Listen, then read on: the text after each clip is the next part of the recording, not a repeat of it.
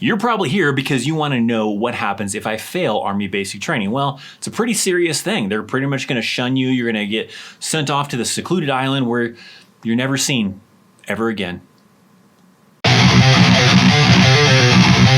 What's up? Welcome to the video. Now, no, you don't really get shunned off to a remote island, which you probably already knew that, but you're here because you want to know what happens, right? It's a big fear that people have going off to Army basic training, one station unit training, OSIT, right? What happens if I fail? Of course, the objective is not to fail. Your objective should be to complete basic training, move on with your life, get to doing the job you signed up to do, and just forget all about basic training, right? Wash all that away. But nonetheless, you may just be curious. You may be curious what happens if someone fails, if it ends up being the case of you failing. Sometimes it's in your control and sometimes it's not in your control of failing basic training. There is not a set answer. I can't just be like, hey, if you fail basic training, this happens. There is some factors in there that could determine what actually happens, and that's kind of what I want to do. I want to explain a few of those scenarios to help you understand what could potentially happen if you fail because of this or if you fail because of that. Before we dive into that, if you're looking for more advice about the United States Army, make sure you're hitting that subscribe button, make sure you're hitting that thumbs up, and let's talk about what happens if you were to, sadly, fail Army basic training. So let's give like one scenario. One of those scenarios could be like the fitness test, maybe weapons qualification, maybe something else where you're tested in Army basic training and you just can't complete that test. You're going to get multiple attempts, right? Let's say in the case of the fitness test, right? If you can't pass, let's say it's the run, right? Whatever the event is, it's the run, you just can't pass that damn run. Well, they're probably going to work you out a little bit heavier. You're going to get smoked a lot more. They're going to do a lot of things to try to correct that action and hopefully get you to pass. Because ultimately with any of these scenarios, drill sergeants want you to graduate basic training. That's their job. Their job is to train you and get you ready for the Army and then move on. And if you failed, then if they had too many failures, it's going to look bad on them as to why weren't they able to properly train these individuals to be soldiers in the United States Army. So if you fail something like the combat fitness test, they need to try to correct that so that way you can pass it. So you're probably gonna get smoked a lot more. Maybe you're gonna have to do more physical fitness, than everybody else. So that way, hopefully, in the next attempt, you can pass that fitness test. In the end, if you still can't pass that fitness test, then they're probably still gonna give you multiple attempts, right? You may end up having a situation where they recycle you, which in this term, it means kind of like being held back in school, right? You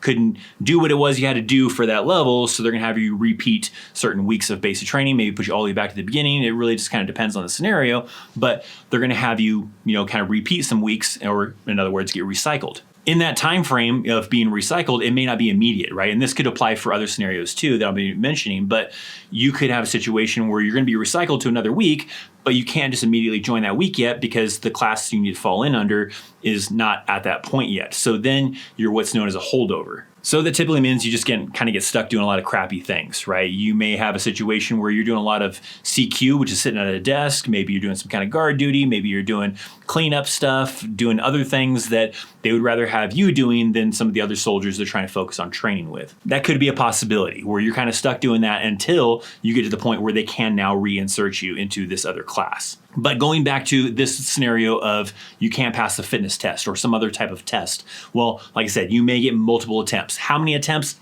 That really depends on the leadership. It could be 2 attempts, it could be 5 attempts, it could be 10 attempts. It really is kind of like an unknown. It's really based on leadership, probably also how much effort you're really trying, because if they see that you're trying really hard to pass, then they may, give you more attempts than they give somebody else that they see is not putting a lot of effort into trying to pass that. So some of that kind of factors in there as well. But ultimately, let's say whether you were trying really hard or not trying really hard, you've reached the limit of them allowing you to try to pass this specific test. What now happens? In this case, you're probably going to get what is known as a general discharge. So it doesn't look negatively against you. It doesn't look really positive against you. It shows that yes, I did serve in the military, but I did not serve long enough to get any kind of veteran benefits to be considered a veteran. I don't get this, discount, whatever the case is that veterans typically get, because you were in that situation where you just didn't serve enough time and you had to get a general discharge because you couldn't pass basic training. And you may be questioning, well, could I come back in later? Maybe there's a thing that's on the discharge paperwork called an RE code or recode that has a specific number in there. And I don't know off the top of my head all of the codes, but there are some codes that say that yes, you can come back in, and some that say no, you can't come back in, or maybe yes, you can come back in, but you need a waiver. Which code you would possibly get for this scenario, I don't know, right? It kind of depends on who's doing your paperwork and why specifically they're deciding that you can't, continue with basic training, you got to get the hell out. If your recode says that yes, you can come back in, cool. The recruiter works with you, allows you to come back in. If your recode says that no, you can't come back in, then there's nothing they can do about it. But if you have a recode that says that you can come back in, but you need a waiver, then they're gonna have to work through the waiver process. And there is no cut and dry that it takes this long or that long to get a waiver. It varies across the board because you could be in this situation and there could be someone else that has the exact same situation and theirs takes longer than yours, takes less than yours. It really just depends on a number of factors because there's probably different people working on these waivers and looking at your waiver compared to looking at someone else's waiver. They may be quicker, they may be faster, they may be longer because they take longer time to review waivers. It depends. You could also fail basic training because you mentally can't do it, right? Some people have mental issues. Maybe they become suicidal. Maybe they're just having a hard time dealing with things, right? Maybe they can't handle the stress of the drill sergeants or the training and they just can't take it anymore and they want out. With this kind of scenario, as well as I guess any of the scenarios really, don't think that there's an easy way out. There is not an easy way out. If you, let's say, get to basic training and you're like mentally not there and you're like, wow, this is way more stressful than I thought it was, which related to that, do not think that with your experience in basic training is what it's like to be in the Army. It's not.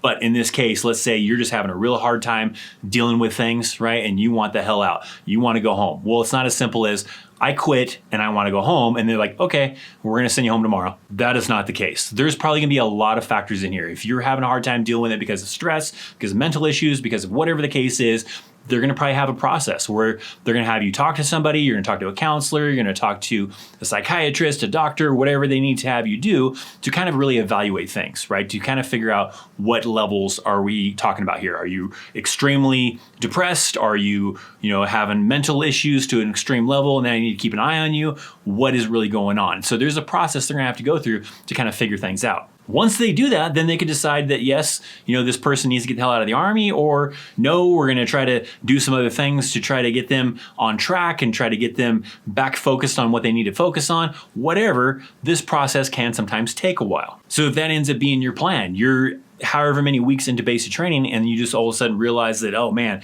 this isn't what I thought it was. I'm making a big mistake. I need to get the hell out of here. I'm just going to tell the drill sergeant I quit and I want to get the hell out of here so I can go home next week, tomorrow, whatever. That is probably not going to be the case. I've seen people that have been in that situation where they're trying to go through their process because they can't hack it, they can't do it, and it takes several weeks, maybe even a few months, right? Because there's a process for them to get you out of the system, to make sure that they're doing things in the right way, that they've given you every opportunity, and they've tried their best to try to make sure that you can be successful, and then go through the process to get you out of the Army and send you back home, which could be a few weeks later, a few months later. In that time frame, they would still be paying you, so you would still be receiving that paycheck like you were getting in basic training and stuff. But once they finished up with that process, then yeah, you're out of there. And what type of discharge would that one be? That would also probably fall into the category of a general discharge, where they're going to show that, hey, this person served in the military, but they did not complete their initial training to actually go off to be in the military. But if it's for mental health issues, that could possibly affect that recode to where it makes it to where, no,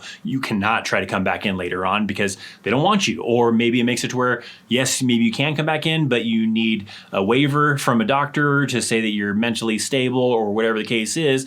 But if you're thinking like, hey, I'm getting the hell out of here, I'm going to get the hell out of basic training, I'm going to say that I'm crazy or I just can't hack it, whatever the case is, and it's a mental issue thing, then that can stick with you for certain things because you're like, hey, I'm going to get out of Army basic training and then I'm going to go work in law enforcement. I'd rather just be a cop, right?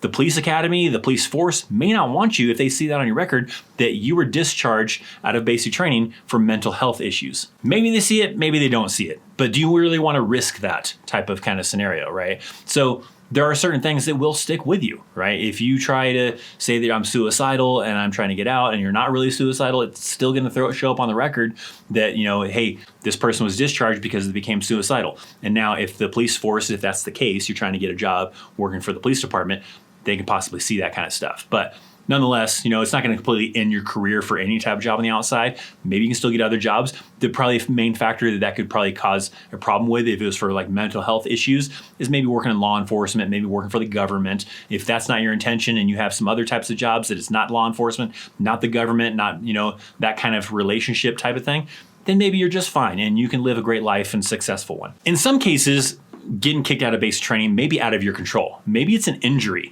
An injury could cause someone to fail basic training. Now, if it's something like maybe you broke an arm, broke a leg, whatever the case was, that's recoverable, then they're going to allow you the opportunity to try to recover from it. You're probably going to be considered a holdover. You're going to be stuck doing some crappy details, probably still, that are within the limitations of what you can do based on your injury and the recovery that you have to go through. But nonetheless, you'll probably still get a chance to try to finish basic training. If you're in let's say week 2, and you broke your leg and now you can't run, well, then you can't really complete the training. So they're going to have you kind of go through that recoverability. And you're probably going to be stuck doing a lot of guard duty. Maybe it's, sitting at a desk or something. They're not just going to let you chill and go back to the barracks and sleep it off and keep your leg propped up and stuff like that. You're probably just going to be stuck doing things that you physically can do to allow you to still recover. And then once you have recovered, then it may still be a little bit of a gap before they can get you into the next class, but then they'll put you back into that next class to let you have an opportunity to try to finish basic training. There can be some cases where maybe your injury is really extensive and it's going to take a really long time. And that may be a chance where they're going to be like, hey, we'll give you the opportunity where you could stay for several months just doing these crappy details for this amount of months and then go back to basic training. Or maybe they give you an opportunity like, hey, we're going to discharge you. And if you want to try to rejoin in another year or something like that, maybe you get that opportunity. That discharge is probably still going to be the same, kind of like when you couldn't pass something type of thing, where it's going to be a general discharge, but you probably have that recode that says that, yes, you could come back in, right? Probably depending on the injury, it could be something where maybe it's like, yes, you can come back in, but you need a waiver because the doctor has to evaluate you to make sure that you're still, capable of doing things in the basic training or in the military. And then once that's approved, then you can go ahead and go off to basic training and come back into the military. So that's going to depend on that recode still. But still the same situation where you're not going to receive any kind of veteran benefits, right? You didn't complete the initial training, so you're not really a veteran, so you can't get VA and all sorts of other things. I'm not sure of how all the logistics works for the medical side of things, because if it was an injury that you sustained that needs some additional treatment and you need to get out and it's going to be a while and you still have to get more treatment, I don't know. I would imagine there's probably some kind of process that allows you to still get that treatment without you having to pay out of pocket for that, but I don't know all the logistics of that. Most people I've seen in those kind of scenarios, they just get stuck in basic training for several months until they can recover and then go back through basic training. Now, if you do something wrong, something disciplinary related, then you could have maybe a dishonorable discharge. You could get an other than honorable discharge. It really depends on what it was you did. So if it was something like you just refused to train, maybe you're getting in some fights, maybe you stole something, probably have to be something pretty serious to steal, but not like if you just stole someone's deodorant, you're going to get kicked out. But I don't know, you did something criminally, right? If you did something criminally, then yeah, they can kick you out of the military for that. They can kick you out of basic training. Another one that could fall into that kind of category is having inappropriate relations, right? There has been times where soldiers have hooked up with drill sergeants and the drill sergeant, gets in trouble and that trainee maybe gets kicked out of basic training. If it was something like you sexually harassed another soldier, that could be pretty serious as well, right? Where you could possibly get kicked out of the military or kicked out of the basic training for doing that kind of a thing. And that could fall in that category where you could receive an other than honorable discharge. So that's not necessarily a dishonorable discharge, right? Maybe if it was certain other extreme things, then yeah, it could be a dishonorable discharge. But if it's an other than honorable discharge, that's where they essentially say that, hey, not quite at the same level of a dishonorable discharge to ruin your entire career, but yeah, it's pretty bad, and certain other kind of things, maybe like government related, won't want you because it's other than honorable. It's not a good one, but it's not the high extreme bad one. So then in that case, it's definitely a different scenario than the past ones I'm mentioning, where it was a general discharge, you can probably come back in. Probably receive an other than honorable discharge because you got kicked out because of you sexually harassing someone or doing something criminally in basic training, then yeah, you're probably going to end up with RE code, that recode that probably says you can't come back in, and you're not going to have a chance to be able to rejoin any branch of the military, because this isn't just Army specific. If your recode says you can't come back in, it's not like, oh, I can't come back in the Army, but maybe the Navy will take me. No, it's usually the military wide. For our viewers out there that are watching, did you see a lot of individuals during your class that got maybe kicked out of basic training, maybe had to get recycled because of an injury or because of failing something? I'd like to hear about your experience down in the comment section down below, and I'm sure the viewers watching this video may want to be able to read about some of those experiences that you saw to get an idea as to what could happen in basic training. In my experience, I think there was only a couple, right? Like I said, basic training graduation is not usually 100%, but as close as possible as they can get to that. And there was a couple of people I think I remember from injuries, and there was one guy that I remember that was like a guy that I was actually kind of friends with that couldn't hack it mentally, and so he had to go through that process to try to get, separated out of the army, out of basic training for mental issues and stuff, and it still took him a couple weeks to be able to go through that whole process and everything. But nonetheless, I saw a few of those people, right? But the majority of the people that I was going through basic training with did end up graduating and moving on.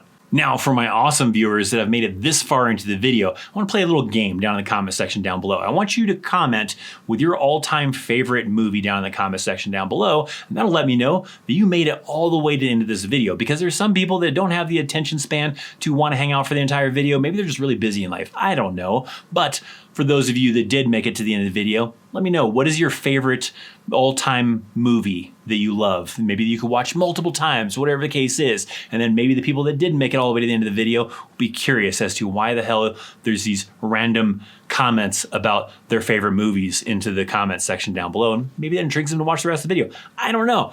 Let me know down in the comment section down below. I'll see if there's anybody out there that shares the same favorite movie of mine. But nonetheless, if you did make this far, make sure you're also hitting that thumbs up. Make sure you are subscribed to the channel so you can continue receiving cool, awesome content from yours truly. Thank you so much for watching. I'm Christopher Chaos, and I'll see you next time.